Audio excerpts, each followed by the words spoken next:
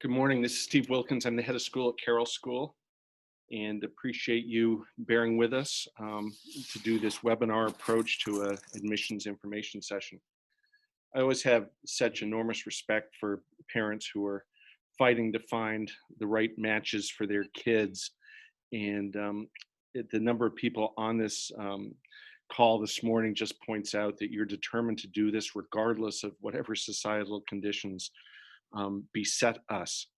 So I think there are certain things that we can do this morning. This might be about a half an hour um, that will be very helpful to you. We'll talk about goodness of fit and who your children are and what Carroll School is and how we're able to make matches there. You'll be able to sort of understand whether talking to Carroll is in the right neighborhood, metaphorically, for your children. And I think you'll be able to get a firm grip on our philosophy of how we educate children who learn differently. And I think that will probably be the most important thing. There are some losses in doing this virtually. I would love you to be able to sort of take in the whole sensory experience of being in our school. You won't be able to sort of see um, what we look like, at least not today, to see happy, healthy kids, to see the flow of the school as it wakes up in the morning, to see what looks to be a very typical group of kids, although in incredibly small ratios with adults, highly trained adults, face to face with your children.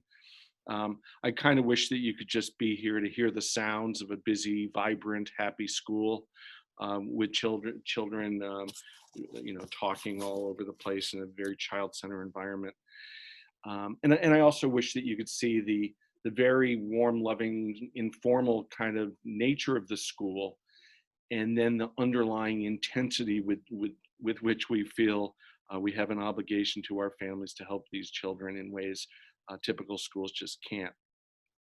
We assume at some point uh, you will be able to come into the school and see all of that.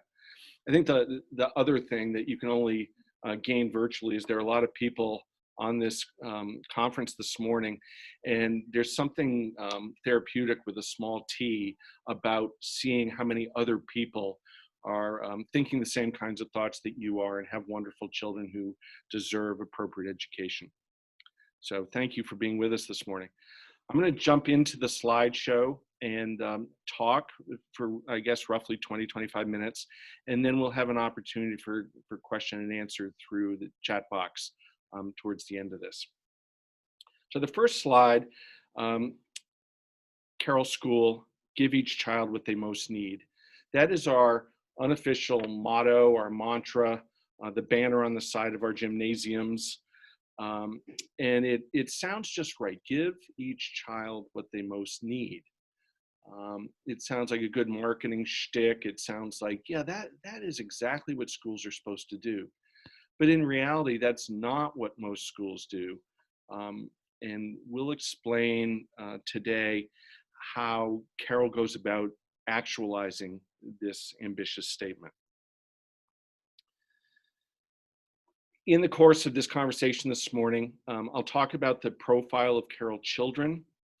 I'll talk about the way we organize a school day and their class groupings and how we think about designing ourselves to give children what they most need. And we're just configured very differently than a typical school in that regard. We'll talk a little bit about some of the drivers of our thinking about how to help children who learn differently. And so much of that is brain-based in the modern neuroscience all around us in Greater Boston. We're so fortunate to be in this environment where we can benefit from the best neuroscientists in the world. We'll talk about the faculty experience and our expectations for faculty and the expectations faculty have for your children.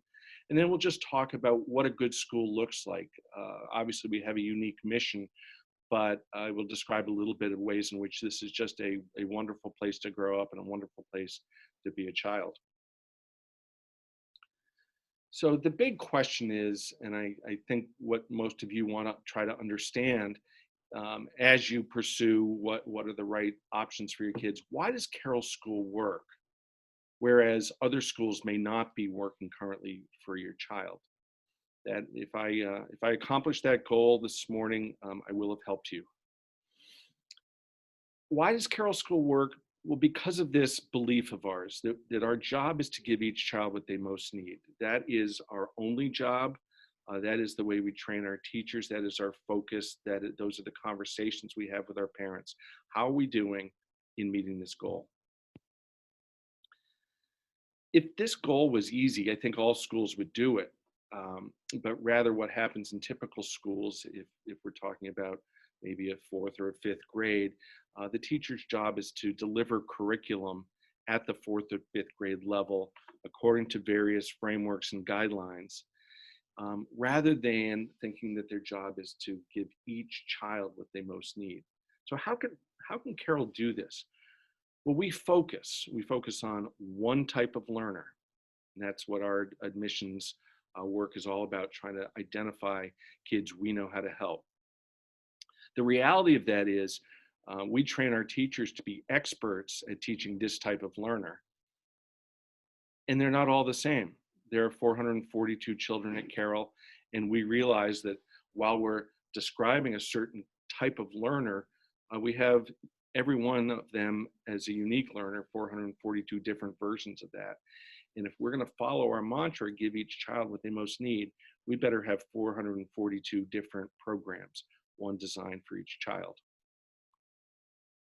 So this major section here is, who is a Carroll student? Who is this learner? And we carefully put the word generally at the top because it describes most of our children. It describes 3/4 of our children, 80% or more of our children, somewhere in that range, but not 100%. So as I go into this, this is designed to have you understand who Carroll children are and for you to weigh that against who your child is and say, yeah, I think we're in the right neighborhood here. I'd like to continue conversations with Carroll. Or it may raise questions for you if your child's not exactly what I describe here, but you say, I think we're still kind of close, and you should pursue those conversations with our admission team and with Stacy Daniels. If we were live, I would ask you all this question. I think almost 100% of families who get this far in the process have a neuropsychological or psychoeducational evaluation done, either through the school system or through an independent evaluator psychologist. And then I would say, how many of you have the word dyslexia in your child's profile? And a little over half of you typically would raise your hands and say, yes, that word has been used. And the other portion would say, no, not exactly the word dyslexia, but specific reading difficulty, language-based learning difficulty, specific writing or written expression, maybe a little on the attention side, executive function side. I will slip into using the word dyslexia a lot during this conversation. Roughly 60-70% of our kids have that word in their diagnoses, and the other 30 or 40% don't. But here's the description behind the labels and lingo. So in an IQ profile, the typical Carroll kid has 2 real strengths and 2 significant weaknesses. So our kids tend to have in the IQ, in the WISC-5, high verbal comprehension. In other words, I thought Carroll was a school for children with language-based learning difficulties, and you're telling me that they have excellent verbal comprehension? And that's right. These are children you talk to, you listen to, and you go, wow, what bright kids. They use language well, they understand language well, they have significant vocabularies. I don't see any language difficulties when we're just talking and using language. It's really the academic issues of language related to reading and writing and spelling that is the downfall for so many of our kids. So these are bright children who are capable of using language extremely well. Our average verbal IQ in the school is well above average across the nation. The second strong area is called fluid reasoning. And this would be take the words out of it and watch children solve problems. Watch them understand sequences and patterns. Watch them design and create and invent and innovate and think through problems in unique ways. And this is a hallmark of our kids, that they see patterns and solutions that typical normal boring brains kind of miss. And it is forever, as long as I've been in the field, 40 years, amazes me at the abilities of our kids. So I just did something there, which is highlight the ability in our kids. And that's very important in this profile. Understand that, yes, in some measures, Carroll students have language-based learning difficulties, is the word we use. Some people would use disabilities. We tend not to use that word. But they also have phenomenal abilities. The two weaker areas in this IQ profile are working memory and processing speed. And that would be a hallmark of a Carroll child. Bright and capable and innovative, creative, and just operates not at the same pace as other kids. So working memory is a major subset of the IQ profile, and it refers to information that a child has to hang on to while doing a task. Reading is a real challenge for kids who have working memory difficulties, because they need to start reading the word. Let's say the word is start, and they see the squiggle, it's an S, and they go, that's, get to the T and go, that's T. And they're working their way through this. And by the time they get to the end of the word, their working memory has let them down. And they read the word art or arts or something like that. That you have to hang on to information while doing a task. That is what scientists would call a biomarker in a lot of ways of a child with dyslexia or a specific language difficulty. The other is processing speed, and that's a little more obvious what that means.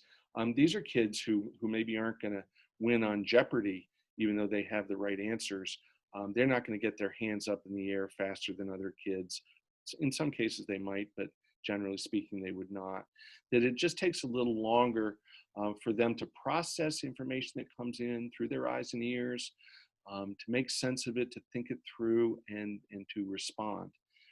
Unfortunately, when young children have processing speed difficulties, the experience is often sitting in a classroom thinking everybody else is faster, therefore smarter than I am. And the reality is that works itself out into adulthood, where we realize that speed of response is not nearly as important as quality of response. But this is tough for kids to sort of sit there and think that they're not very bright. As I've said, Carroll kids are very bright. The fifth category, and we have the plus minus on that, is visual spatial skills. Carroll kids on the average do have higher than average visual spatial skills, but we also have kids who are really challenged in that area. Doesn't seem to define quite as much what's going on in the profile of our children. So that's sort of the IQ part of this. And in admissions, when you submit your information through Ravenna, that's all on our website, the admissions team will look at the information you send us. And we're generally, I said that right? Generally, not always, but generally looking for the IQ profile I just described. Then the next is a history of phonological struggles. And phonological struggles means for these bright kids who are sort of probably champions of their kindergarten and nursery schools, when reading rolled around, everybody was surprised that they struggled, that the sound symbol relationship with the English language did not come easily to them. Learning to read was a challenge and a surprise. Some kids come to Carroll having gotten really high quality work in their current schools and by tutors, and their phonological struggles are heading in the right direction. But we're always looking for that history. Is the cause for a child's school-related difficulties based in reading difficulties? And that's very important for us because we train our teachers to be expert in dealing with children with phonological struggles. They typically would have other struggles, but that would be somewhat of a bedrock for us. I think on the third bullet here, sorry, I've done a pretty good job at talking about the strengths within the profile. But we're always looking for strengths. Some people would call them compensatory strengths, areas of the way our children function that are going to be their salvation in the long run and might really aid in the remediation of the difficulties. But always, always, always, the last bullet, Carroll children have language-based learning difficulties. And that is a sorting hat of sorts for us. If children only have attentional difficulties, that's probably not a Carroll School student. If they have behavioral problems, that's probably not a Carroll School student. If their only difficulties are in executive function or anything else on the autism spectrum, those are not children that we know how to help. And we would sort through that in the admissions process with each of you. I may have just raised a whole bunch of questions for you and over later in this morning, but throughout your discussions with the Carroll admissions team, you're going to sort of tease out all of the details of whether your child fits this description that I just gave. So pause on the heavy duty stuff for a second, just give you a little bit of the demographics of Carroll. If you were here in person today, you'd be sitting in the lower school on the Waltham-Lincoln line, right by the reservoir in 128. And we have 159 students in our lower school building. It sorts out the way you see BRs, beginning readers in second grade, where there's just a small number of families who are kind of let in on the secret by their schools that their children are having difficulty. Maybe if you have siblings who have struggled in school, you're on top of this for a very young child at 5, 6, 7 years old. But generally what happens is second grade moves into third grade and more parents become aware that the situation isn't very good. By fourth grade, it grows even larger. And by fifth grade, in some ways, the floodgates are opening. And you may have had exactly that experience. There are so many societal disincentives for parents sort of figuring out how early their kids need to be in a different kind of a school environment. But by fourth and fifth grade, it becomes kind of unfortunately clear. And what most parents notice is more on the affective side of things. Their children stop thinking that school's a good thing. They stop thinking that they're smart. They start questioning whether it's worth the effort. So obviously the earlier we get kids, the better. But there are also so many parents who are supporting their kids brilliantly through all this. And a lot of Carroll kids come to us with some pretty significant academic struggles, but kind of emotionally intact. So that is a shout out to parents who are on top of that, even when the school experience is pretty discouraging for kids. I think the other thing on this slide to notice is 159 students and 69 teachers and tutors. And you start to think, why might this school work? Whereas where we are right now isn't working very well. And some of it's in that ratio. Carroll operates on a 3-to-1 ratio, and we are eyeball to eyeball with kids all day long. They have incredibly customized education with highly trained teachers.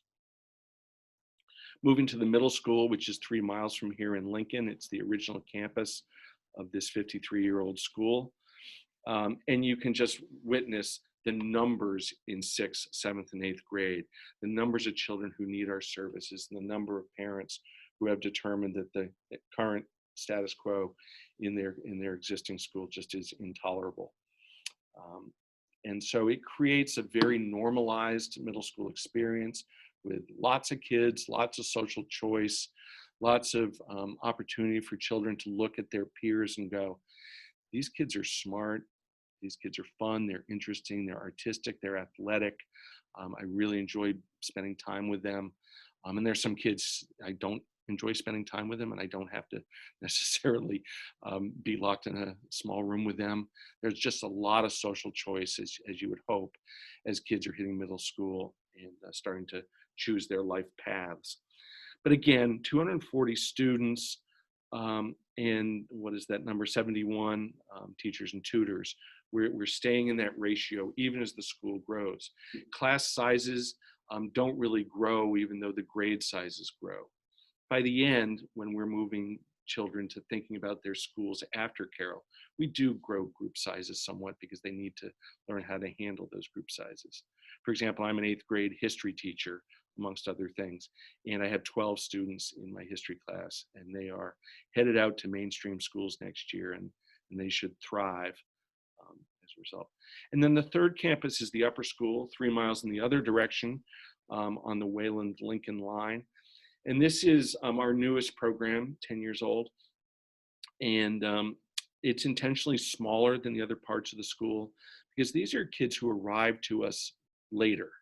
Not too late by any stretch, but later.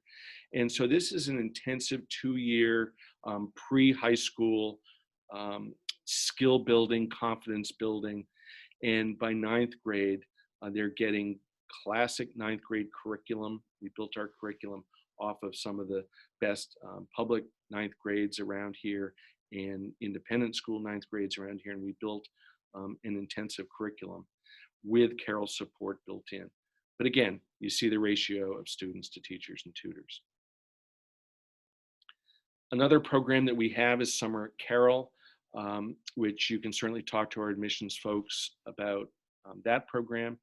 The morning is intensive Carroll style academics with tutoring and very, very small group academic work. And in the afternoon, it's summer camp with kids who are having similar life paths as dyslexics and kids who kind of know they're smart, but school isn't maybe the best experience. Many families use the summer to test drive whether we have a match between their children and our program.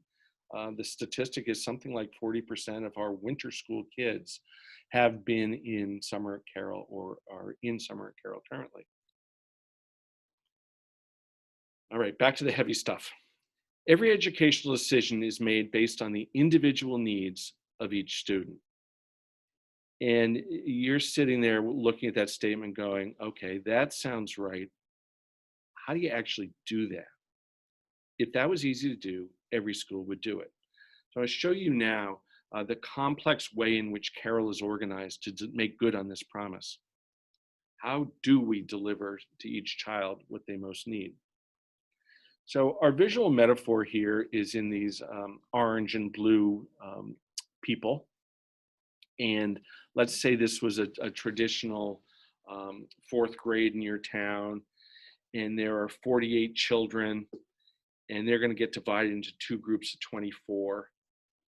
And you can see the majority of the children are represented in orange and the minority are represented in blue. So your town would divide those kids into 2 different sections of 24 kids. And the problem is that our blue kids, the kids I've been describing, are still significantly underrepresented.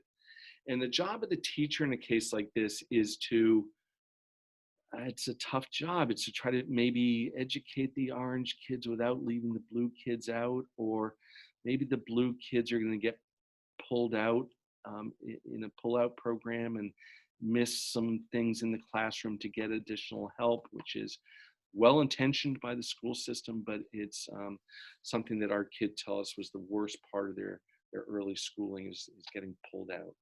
Sort of somebody comes and taps you on the shoulder and you have to embarrassingly get up and walk out of the classroom. So what Carroll does is say, why don't we take all those kids represented in blue, our kids, our learners, our dyslexics, our kids with reading difficulties, language-based learning difficulties, and create a school entirely for them.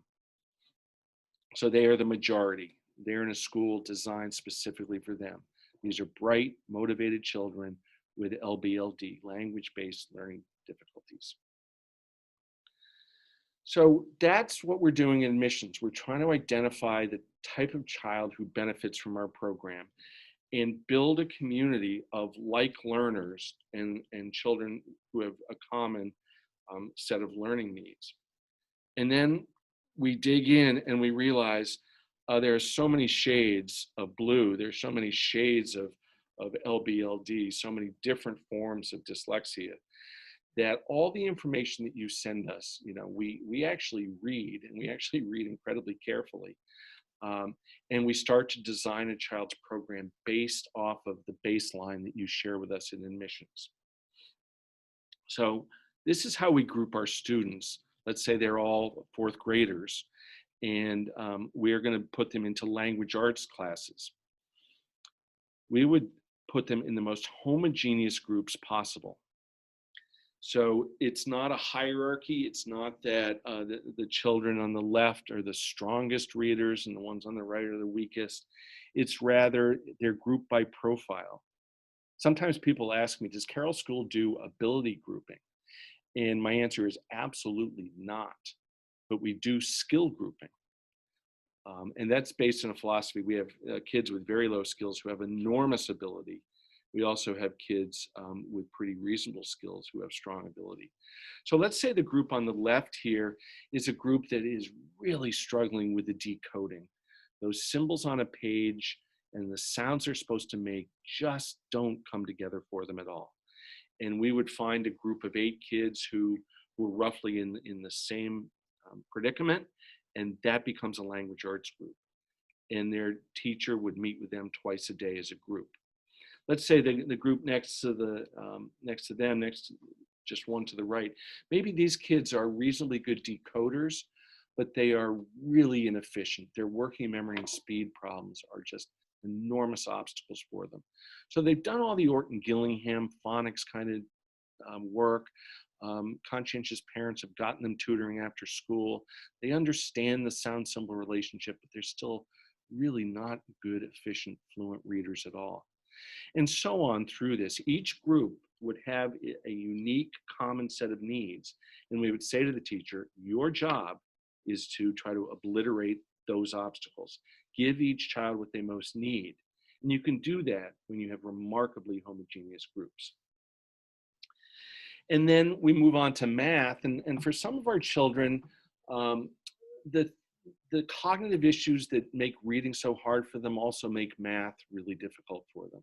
Some of the working memory and processing speed issues, some of the focus and attention, some of the executive function issues just make math an equally miserable experience for them.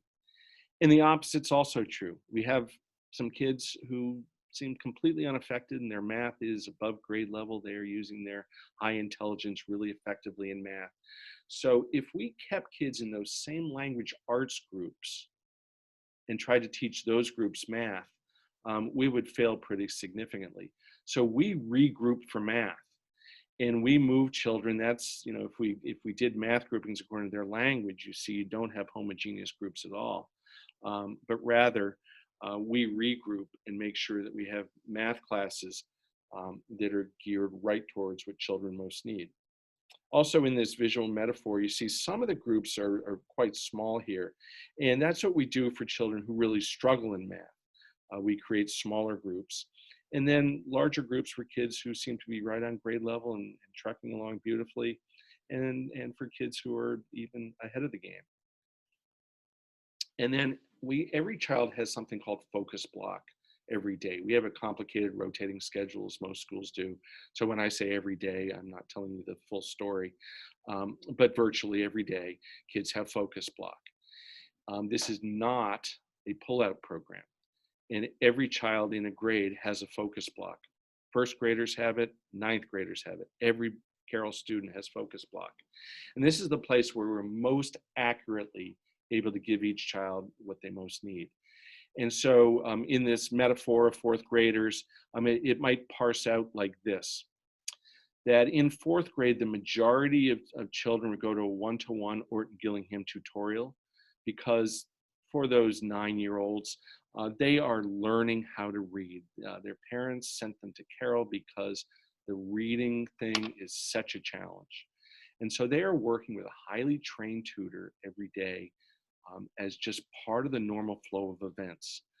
At this point, if we were live, some of you would smile, you would wipe your brow, you'd go, phew, we're done running around after school and trying to find a tutor and coordinating schedules. And this is just all embedded in the school.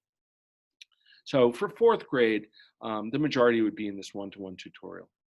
There are also kids who have an almost identical learning peer. And And to build 2-to-1 groups, in some cases, is actually preferable to 1-to-1, where you can get some of the positive aspects of peer interaction, and that one child looks at the other one and says, "Wow, you did that really well. I think that's a call to arms for me to do really well." So we're fans of putting kids in the kind of groupings that work best for them. And you'll see in a second how this morphs grade by grade as we build other groups. On the right hand of this slide, there's also a fluency Orton-Gillingham group. And these would be 4-to-1, not large groups by any stretch, but these would be for kids who are doing pretty well. And so current Carroll parents have a sense that, yes, 1-to-1 sounds like exactly the best form of education, but as my kid moves to 2-to-1 and then it's a small group, it's evidence that my child's making really nice progress and getting what my child most needs. We can look at it, the same information slightly differently. Fifth grade, for example, in focus area, over half the children here represented in navy blue would be in a 1-to-1 tutorial. A significant portion are in 2-to-1, and quite a few are in fluency groups. But by 8th grade, you can see how Carroll changes the focus area service delivery as children develop skills. And in that 8th grade model, we're looking at 1-to-1 Orton-Gillingham, if that's what a child most needs, and so on, to 2-to-1 to fluency groups. For some children, and this is happening more towards 4th, 5th, 6th grade, it becomes obvious that math is really the place where a child needs the most intensive help. So we could build a focus area for math.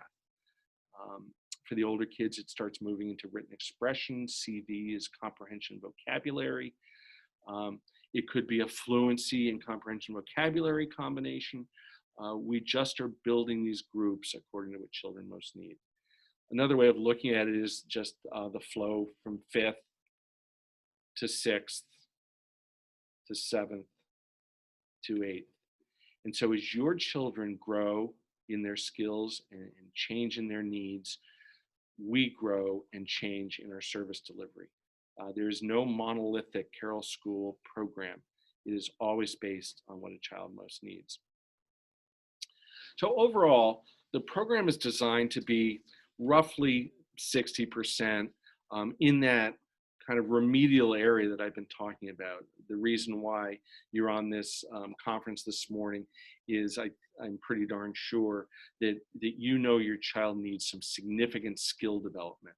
And that's what happens in language arts, where they see their child, a teacher sees their group of children twice a day, rotating schedule, so that's not 100% true. And that they actually have, when you add in focus block, 3 structured language classes each day, and then that specialized math group. But if we did all remediation all day and didn't have any fun, I think children would rebel pretty definitely. And the expression "give each child what they most need" doesn't just refer to remediation, it also refers to enhancing their strengths. And so the Carroll Day, nearly half of it, 40+% of it, is dedicated to what we call dyslexic strengths, where we capitalize on some of these things that your children do extremely well, where their passions lie, where their fascinations are. In content areas like history and science, in a lot of STEM work and engineering design. Each of our campuses has maker spaces and opportunities for STEM work. A lot of our kids for their careers go into things like engineering and design. Lots of opportunities in arts and music, drama, construction. And then many of our kids end up being, kind of because they've had to look in the mirror closer than just typical kids who grow up and everything's sort of average and okay. Our kids look in the mirror and go, what am I good at? What do I care about? What makes me happy? What doesn't make me happy? How do I learn? Under what conditions do I learn best? And they develop phenomenal people skills. And so leadership and service to others ends up being areas that our kids really love to engage in. And many of our adults, our alumni adults, are in human services, teachers and psychologists and social workers and sales, and are using that part of their experience as dyslexics to serve the world well. The last word on there is Bounders, which is our outdoor education program, another part of something we call a multis rotation.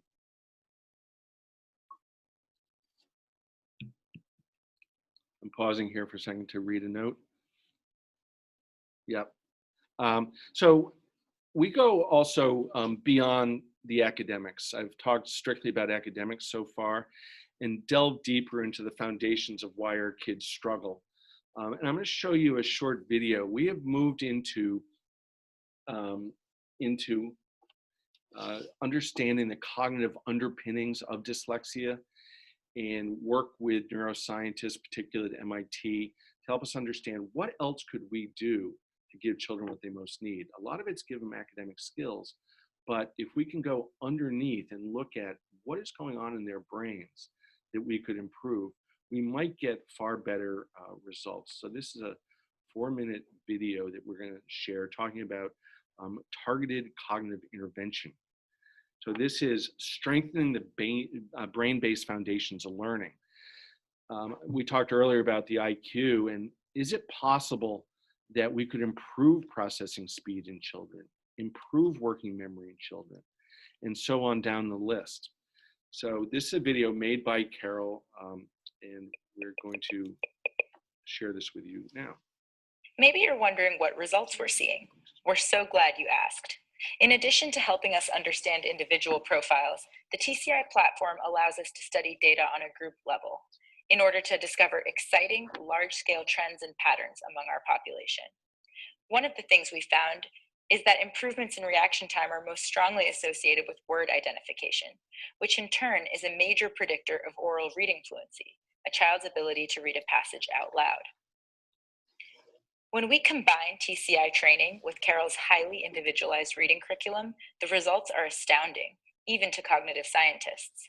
Students are moving across percentile bands in oral reading fluency, a feat that many say is not possible.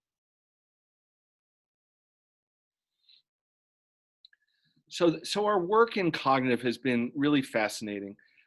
We've been able to demonstrate that the light blue part of this graph was what we call before the targeted cognitive intervention era, 2006, 2013. Our children would make, the number doesn't actually mean anything to you, but would actually make 1.1 standard scores progress in sight word reading efficiency in a year. And once we started doing these cognitive interventions, our kids more than doubled their gains in a year. We look at it in terms of groups, but it's also really interesting to look at it for a particular child.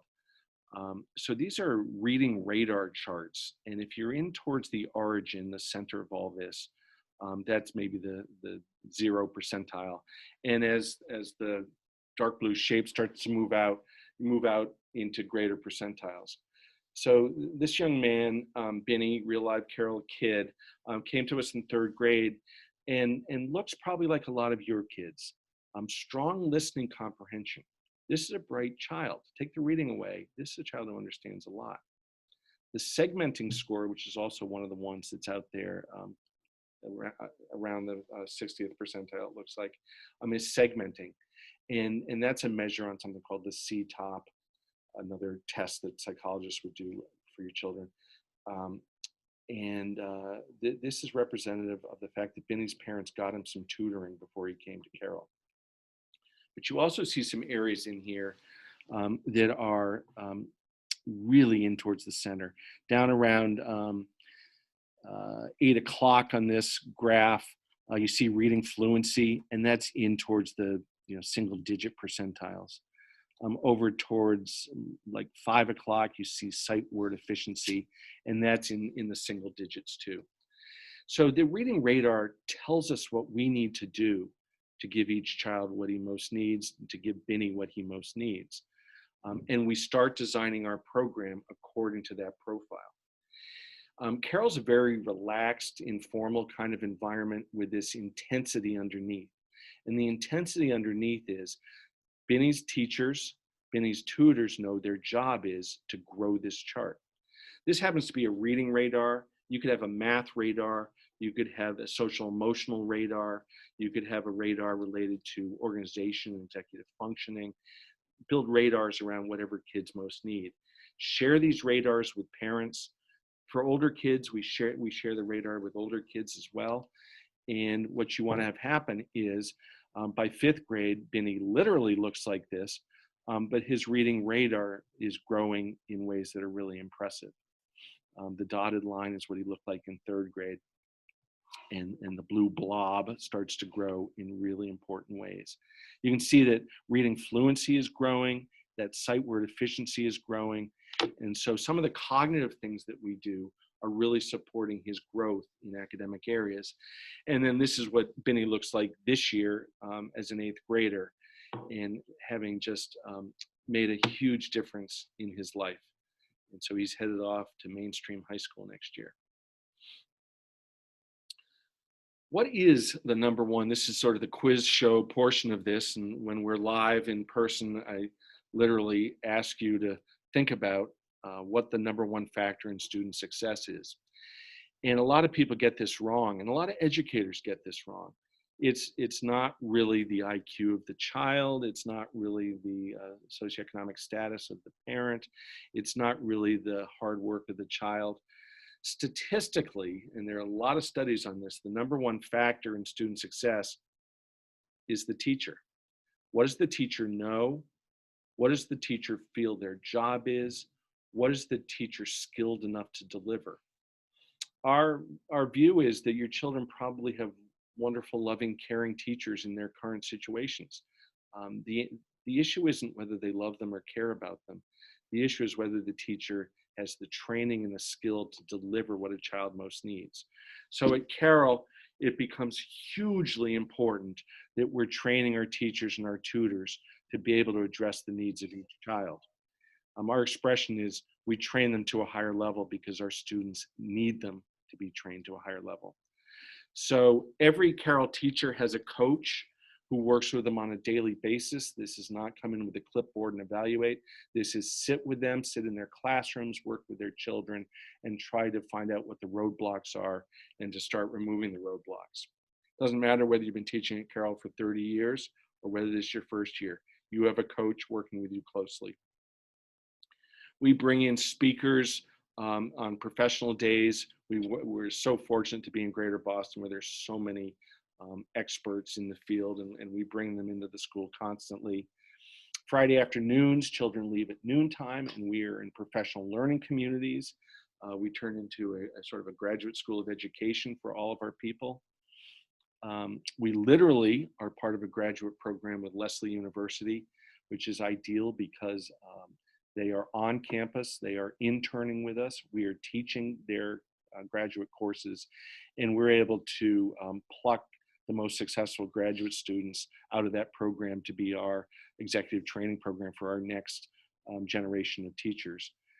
And there are 5 courses that we require of our faculty in Orton Gillingham, in data-informed instruction, in diversity, equity, and inclusion, in pedagogy, which means how to teach, and in the whole child, of understanding that we're dealing with the academic child, but we're also dealing with the social emotional child, the whole child.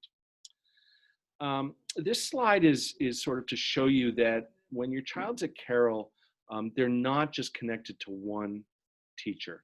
There is a whole battalion of people who work around them to deliver what they most need. One of the questions that one of you asked is, will this presentation be available on video?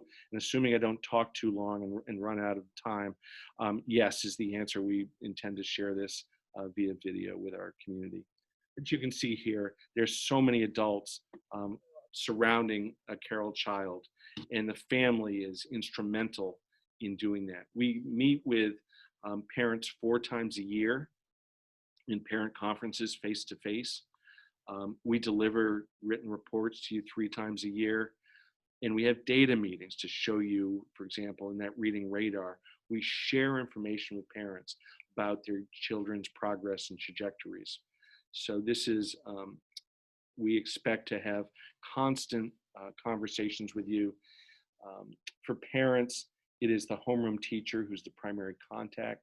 A homeroom teacher has no more than 8 children, so it's mission possible for teachers to be in constant communication with their children's parents. We are committed to the whole child. Carroll is, and this is what you'd see in person, is a very fun school full of life and vibrancy and art and creativity. And so I focused this conversation on the remedial components, which is I think what you most wanted to hear. But you should know that this is just a very fun place for a child to go to school. We use this expression, and this is historically in our 53 years. We started out being very remedial, and 53 years later, we think we are a complete school with wonderful opportunities for children at all ages. So questions about what to do next. I'm going to turn this over to Director of Admission and Enrollment, Stacy Daniels, to talk a little bit in these unusual circumstances, how we go forward from here. Thank you so much. Thank you, Steve. It's a pleasure all to quotation fingers meet you. Thank you for joining us for our first ever virtual information session. I very much appreciated all the questions and tried to get back to everyone. I'm going to address a few of them because we are recording. There have been some questions around the criteria for summer at Carroll versus Carroll School. They are quite similar. In addition, we are at waitlist for most grades for summer at Carroll, but spaces do open up here and there are spaces in a few select grades. We encourage you, however, to be in touch on an individual basis. I provided the email. There's an email on our website, but it is admissions with an S at carrollschool.org because we love to connect individually. We are glad to look at testing for both the school and summer at Carroll.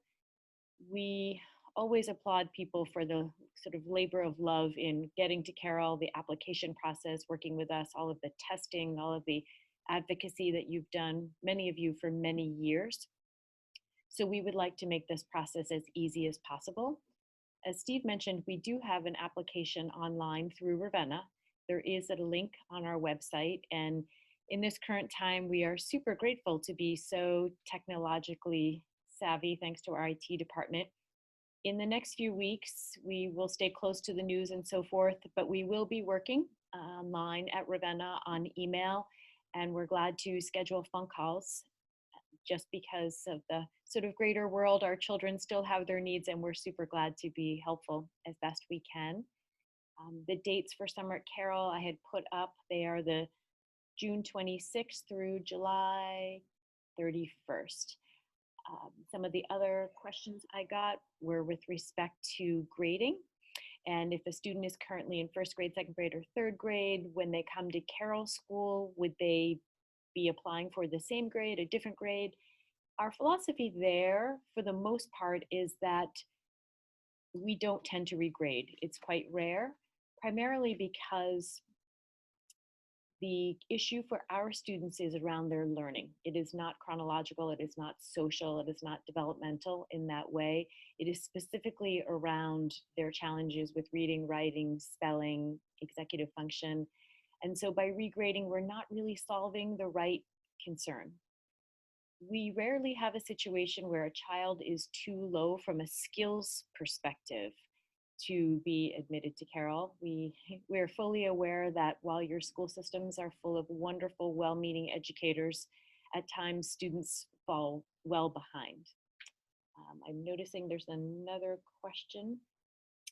If you have questions regarding the specific profile of your child, we encourage you to email us at admissions@carrollschool.org. Feel free to send us some testing. We're glad to take a look at it, or chat us privately.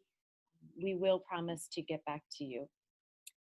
I see that there's a question regarding food allergies.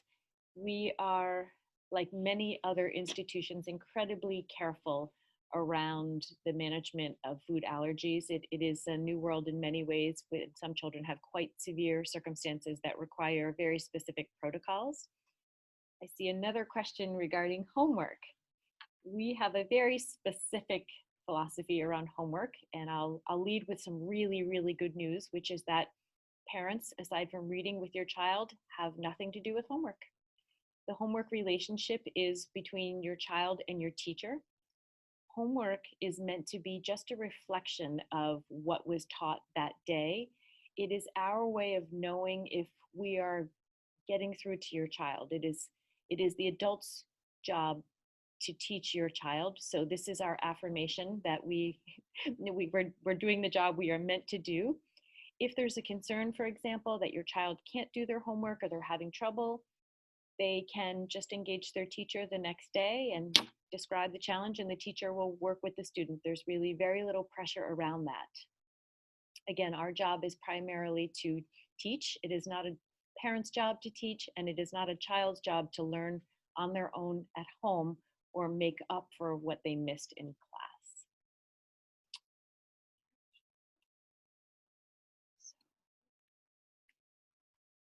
So in terms of a process, you're fulfilling one, not quite criteria, but you're attending one of our information sessions. And we find these hugely helpful, though they're not required.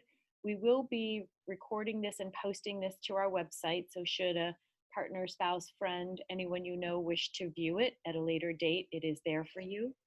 As I mentioned, we use Ravenna as a portal.